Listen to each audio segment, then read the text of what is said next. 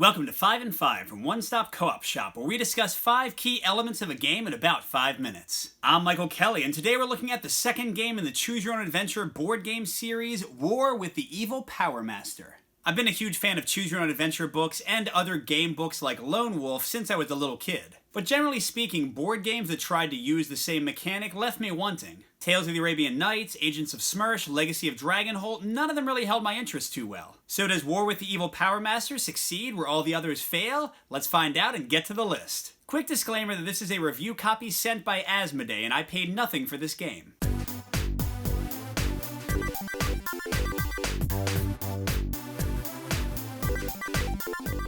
The first thing I want to focus in on is the humor of the story and the humor of the dialogue in general. Characters say goofy things, go to ridiculous places, things have silly names. In terms of tone, you're looking way more at something like Galaxy Quest or Hitchhiker's Guide for the Galaxy than a more serious space opera or space adventure. Now for me, this is a pro. I actually find it pretty funny, although a lot of it is sort of eye-rolly. If you figure out that you're not quite on the same wavelength as the jokes they're telling, you're probably going to be annoyed throughout the entire play, so this could be a big drawback for certain people. Number 4 is a mechanic that I saw in Legacy of Dragonholt that's used here as well, where you flip characters over as they participate in challenges and you can't use them again until every character is gone and they all flip back. I'll give this a mix again because in theory it should be great to add strategy to the game, but in the end it doesn't really feel that impactful. Yes, each of the characters has skills they're better at and worse at, but that makes it pretty obvious who you're going to use on a given skill check. That being said, I do like how this mechanic dynamically changes the difficulty of tests and makes you feel either more hopeful or more scared of what you're doing. The fact that after doing 3 tests, your 4th one is going to be left with one single character and you're just kind of up to chance and whatever skill is called for can be kind of fun.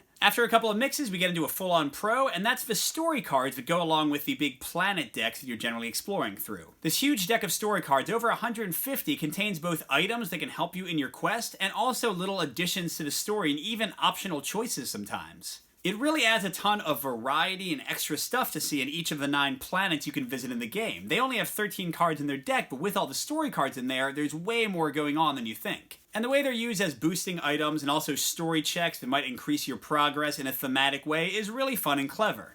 Getting close to the end of our list, we have our first full con, and that's the die rolling mechanic in the game. Now, I can't shy away from this. Even though this is a choose your own adventure game, in the end, the majority of your success or failure is determined by a d6 die. And the challenge level in the game, the die value you have to reach, increases automatically as you get closer and closer to winning. So by the end, you'll have to reach a 6 every single time, and even with items, it's still pretty likely you'll fail repeatedly. Now, this isn't terrible. It's quick to resolve. It's a random game. It makes the experience kind of fun, and you don't know quite what will happen, but I do feel like it loses some of the spirit of the choose your own adventure idea. I want to live or die because of the choices I make, not because of the luck of a die roll, and this is so random and you just roll it so many times, and usually when you lose it'll be because you've rolled badly several times in a row. It doesn't quite feel satisfying for this franchise. But something more important than that randomness, something that I think pushes this game above most of the ones in the genre, is the variety and replayability in the game. With basically everything I mentioned before, Choose Your Own Adventure books, Lone Wolf books,